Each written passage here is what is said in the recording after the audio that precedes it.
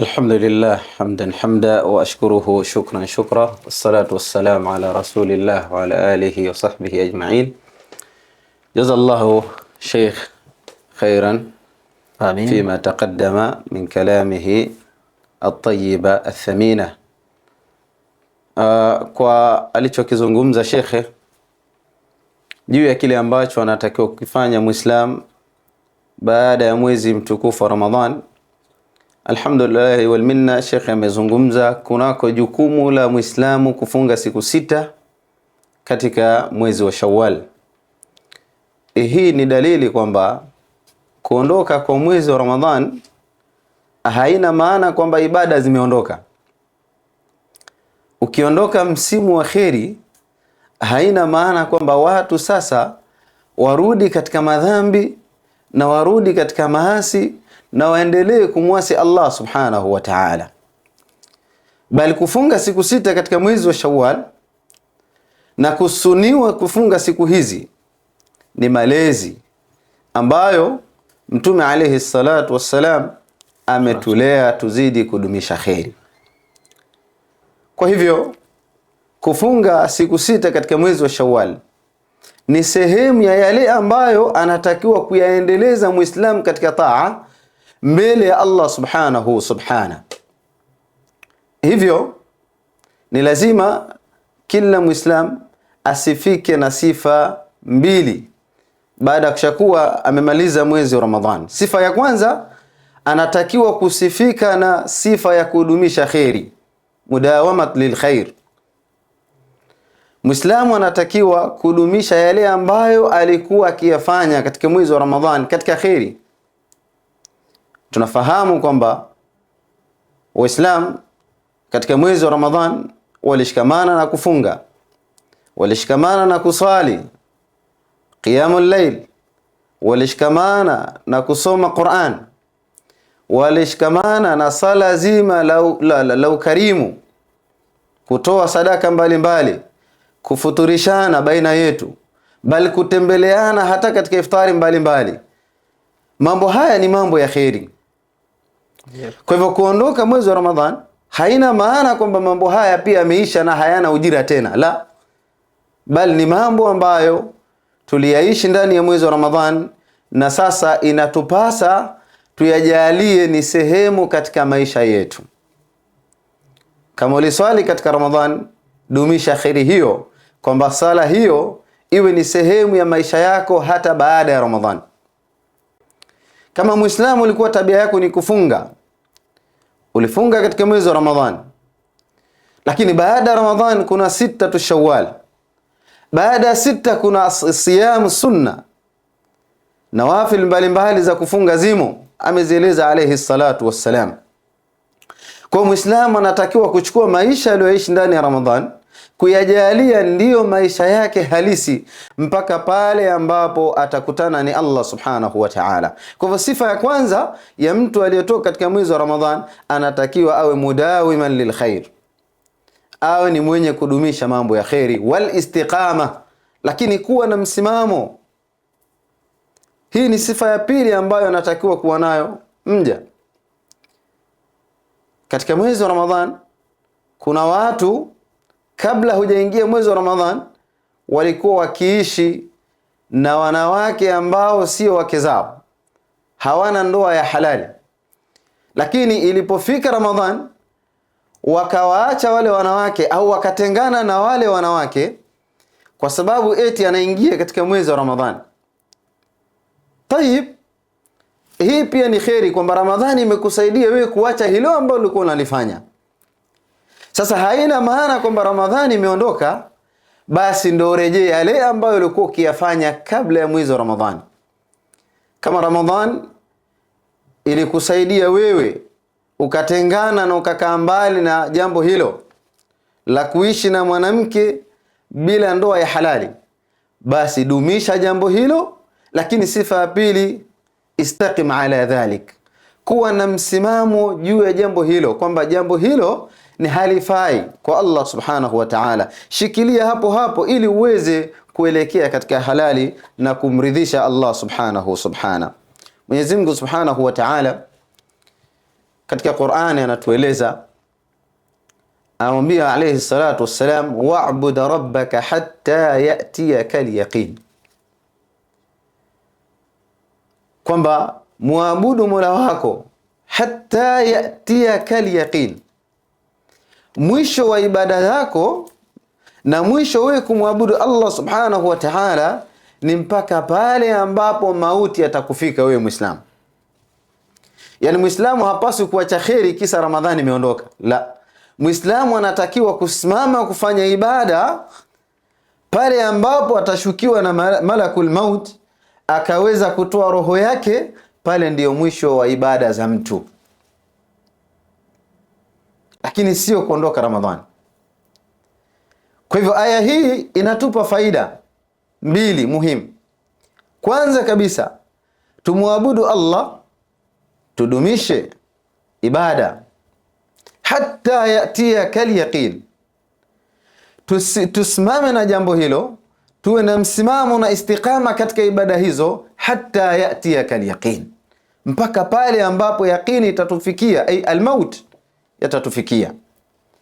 Kwa tunafaidika kwamba sifa mbili za mtu zinaweza kuwa ni sehemu ya yeye kufaulu mbele ya Allah subhanahu wa ta'ala. Adumishe kheri, awe na msimamo katika kheri hizo mpaka atakapoelekea kwa Allah subhanahu subhana. Na alayhi salatu wassalam, katika hadithi tukufu ambayo Mtume alayhi salatu wassalam anatuonesha umuhimu wa watu kudumisha mambo ya kheri, akasema ahabbul a'mal ila Allah adwamuha wa in qalla. Alayhi salatu wassalam asema matendo bora mbele ya Allah subhanahu wa ta'ala ni adwamuha wa in qalla, ni matendo ambayo yana sifa ya kudumu, hayana sifa ya kukatika.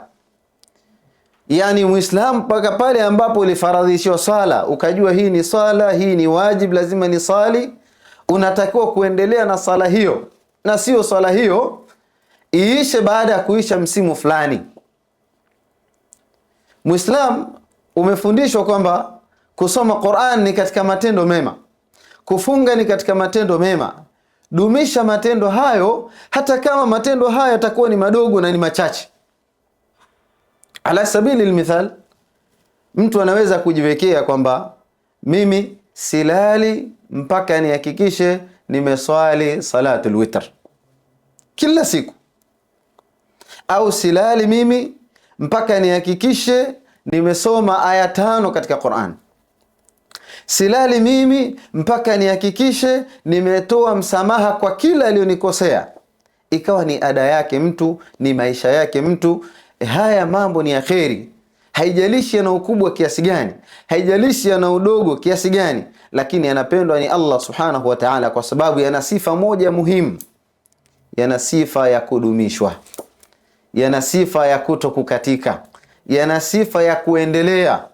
Na ndiyo maana Allah subhanahu wa ta'ala akawasifu watu wa peponi, akasema at-taibuna al-abiduna.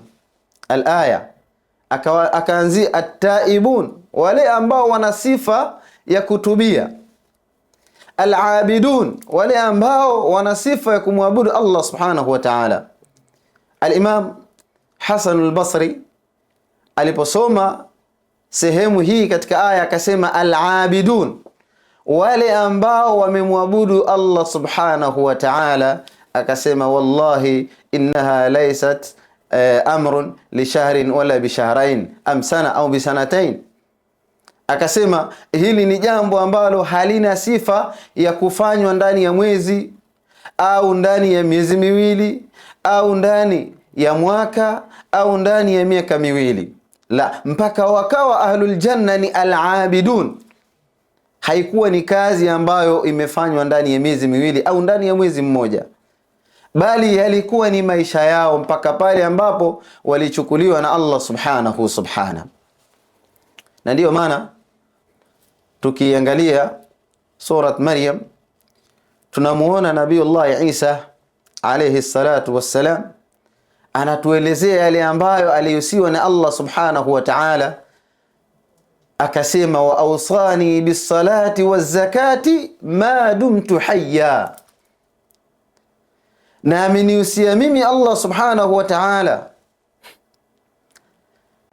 amenielekeza mimi Allah subhanahu wa ta'ala bis-salah, kudumisha sala, waz-zakah, na kutekeleza zaka, ma dumtu hayya, maadamu mimi bado niko hai. Sio kwa sababu Ramadhani inakuja, au sio kwa sababu tumeingia katika Ramadhani, la, ma dumta hayya, maadamu wewe Muislamu uko hai, mambo haya yanakulazimu vile vile. Ikawa hii ni miongoni mwa sifa njema za ahlul janna, al-abidun, wale ambao walisimama katika kumwabudu Allah subhanahu wa ta'ala, maadamu Allah subhanahu wa ta'ala bado amewaacha katika ulimwengu huu wakiishi, hawakuacha ibada za kumwabudu Allah subhanahu wa ta'ala. Kwa ndugu yangu Muislamu, tumia fursa ya Ramadhan kuwa ni madrasa ambayo ili kufundisha namna gani unadumisha khairi. Tumia fursa ambayo ulikuwa nayo katika mwezi wa Ramadhan kuacha yale ambayo tayari ulijizoesha kuyaacha. Katika Ramadhani uliacha kusengenya, katika Ramadhani uliacha uzinifu, katika Ramadhani uliacha ulevi, katika Ramadhani uliacha uwizi, katika Ramadhani uliacha kadha wa kadha katika madhambi. Basi jalia haya ni sehemu katika maisha yako ili tuweze kufaulu mbele ya Allah subhanahu subhana.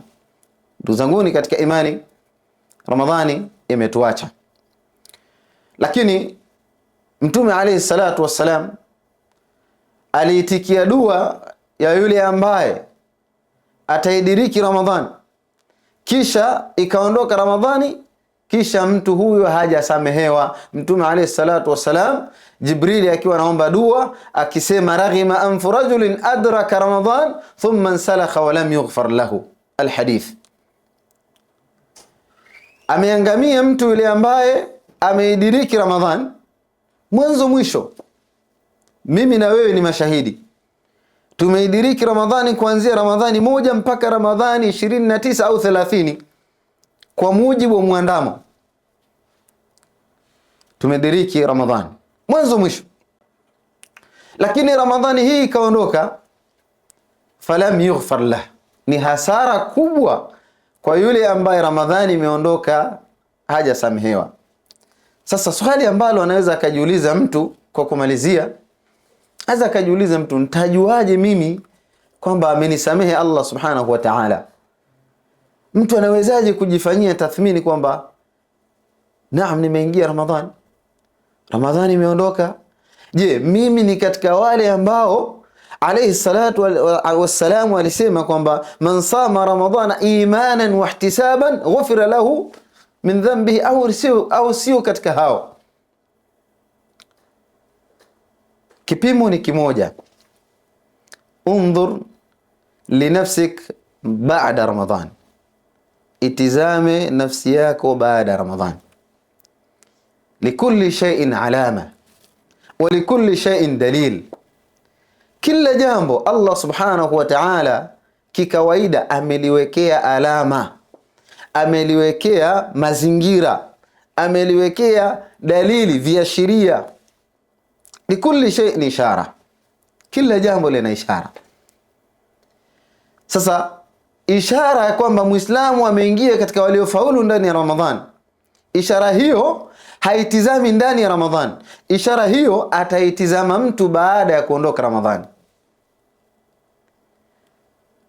Na ishara yenyewe nini imemuachia Ramadhan? Je, Ramadhani imekuacha ukiwa ni mtu wa kheri? Ramadhani imeondoka mpaka sasa imekupa faida gani? Ramadhani imeondoka imekuachia alama gani? Je, utaendeleza usomaji wa Qur'an? Utaendeleza uhudhuriaji wako misikitini kama ilivyokuwa ndani ya Ramadhan? Umeathirika vipi na Ramadhan? Ikiwa umeathirika na umepata faida kwamba alhamdulillah wal minna, imeondoka Ramadhan, lakini bado naendelea na sala zangu, kudumisha sala 5, bado naendelea na ukarimu wangu kutoa sadaka mbalimbali, bado naendelea na usomaji wangu wa Qur'an.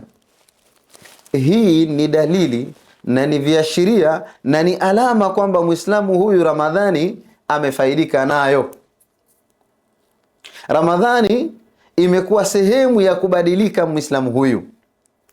Ramadhani imekuwa ni sehemu ya kumtengeneza Muislamu huyu.